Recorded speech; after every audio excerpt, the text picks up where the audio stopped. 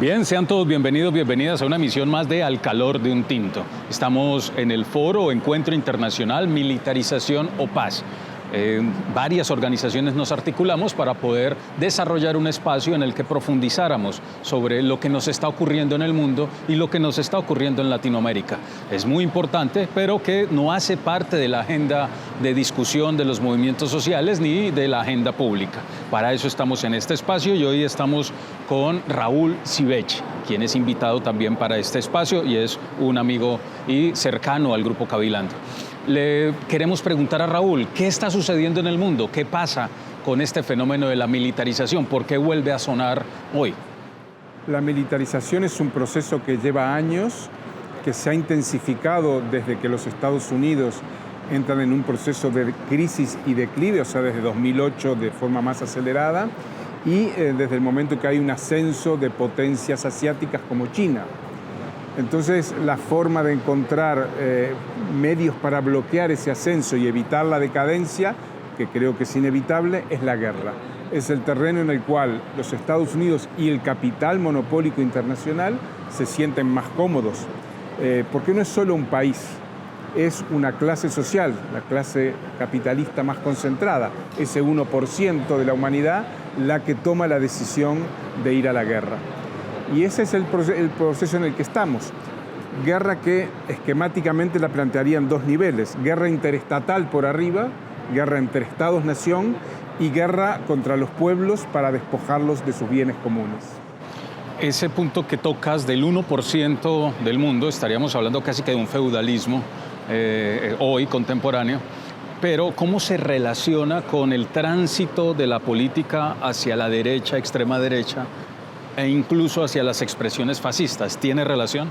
Bueno, las clases dominantes durante un tiempo apostaron a integrar a los sectores populares, a la clase obrera, a lo que llamaban las clases peligrosas, integrarlas a través de la negociación, de políticas sociales, etcétera, de pleno empleo.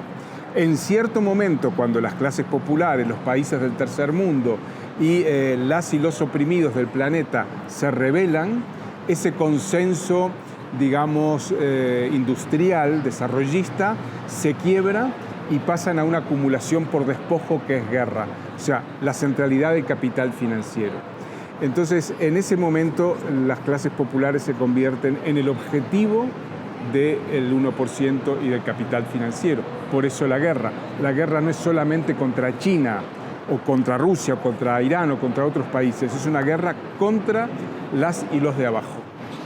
Bien, y en esa guerra contra los de abajo, por tierras, por la extracción de recursos, ¿qué papel nos queda como pueblos, pero también como estados, si es que con los estados podemos hacer algo?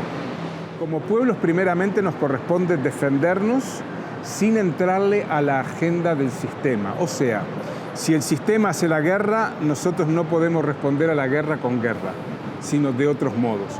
De ahí la importancia de experiencias como la que tienen en Colombia, Guardia Indígena, Guardia Cimarrona, Guardias Campesinas.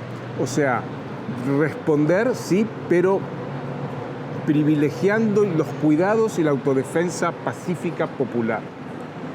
Si actuáramos de la misma manera, nos aniquilan de un día para otro, como está pasando en la Franja de Gaza, que es el horizonte o el espejo en el que tenemos que mirarnos. A los estados hay que presionarlos para demostrarles que tienen una tarea que no están cumpliendo, sin mucha confianza en que la vayan a cumplir, porque no confío en los estados. Pero evidentemente hay que presionarlos. Lo que no hay que hacer es confiar en que las soluciones vengan de allí. En ese punto, Raúl, hay gobiernos de corte progresista, más centrados tal vez en derechos, en resarcir derechos, pero siguen ampliando la militarización también. ¿Cómo entenderlo?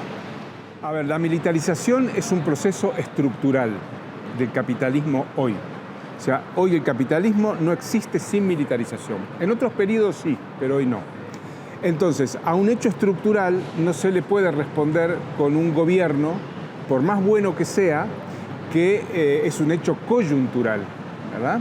Entonces, más allá de quien esté en el gobierno, los procesos estructurales profundos siguen su desarrollo.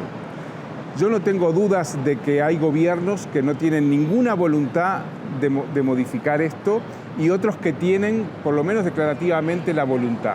Pero para que esa voluntad se convierta en hechos, habría que desmontar lo estructural. Y eso es lo que no es posible por la relación de fuerzas que hay en el mundo, porque el capital financiero está muy concentrado, porque los países centrales donde reside buena parte de las corporaciones monopólicas, Wall Street, etcétera, no tienen interés en frenar la guerra, en frenar el despojo. Entonces, creo que hay que concentrarse en lo nuestro, que es la autodefensa popular abajo, y presionar. Insisto, sin confiar en que más allá de las declaraciones eso vaya a ser posible. Tenemos acuerdos de paz en muchos países, en Centroamérica, en Colombia, y los acuerdos de paz no se han cumplido y no han frenado las guerras. Entonces, ¿por qué? Por esa razón estructural. Uno puede decir, no, tal presidente no quiso, no se atrevió, fue cobarde, no dio pasos. Sí, es cierto. Pero el fondo no es el carácter de ese presidente o de ese gobierno, sino una realidad estructural.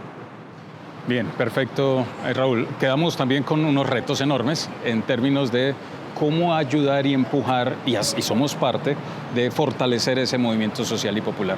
Creo que ahí nos queda también ese reto. Principal, reto fundamental, sin el cual no vamos a avanzar mucho. Y ya el anuncio es de una catástrofe en camino, aunque suene bastante... Sí. El movimiento popular es el que puede construir, digamos, en un sentido bíblico, arcas, espacios en los cuales, claro, no es toda la nación, pero yo no voy a salvar a los que no se quieran salvar. El movimiento popular se concentra en comunidades, espacios, territorios y pueblos que sí quieren hacerlo. Y así estaremos. Bien, para cerrar, hay un tema que no quiero dejar pasar, y es esa militarización se expresa de muchas maneras. Una de esas maneras es la criminalidad que llamaríamos crimen organizado o criminalidad transnacional, como la llama Estados Unidos. Esa criminalidad tiene un objetivo y cumple perfectamente las funciones también de control de los territorios. ¿Cuál es la tarea de esa criminalidad? Esa criminalidad es uno de los brazos del Estado y del capital que no pueden con tareas que no pueden abordar directamente porque sería imposible, sería deslegitimarse. Entonces las tareas sucias, el trabajo sucio lo hace el crimen organizado. El crimen organizado trabaja dentro de las comunidades, de modo que tiene una mirada interior que le permite, como está en contacto con las Fuerzas Armadas, paramilitares, el capital mismo, etcétera, cumplir esos objetivos que si lo hicieran el Estado o sus aparatos institucionales caerían en una rápida deslegitimación que no se pueden permitir. Perfecto, o sea que sería una nueva estrategia distinta al paramilitarismo y claro, que se acompaña también de las fuerzas militares cumpliendo un objetivo específico. Muchas gracias, Raúl. Gracias a ti, Alfonso. Bien, y nos estaremos encontrando en una próxima emisión de Al Calor de un Tinto.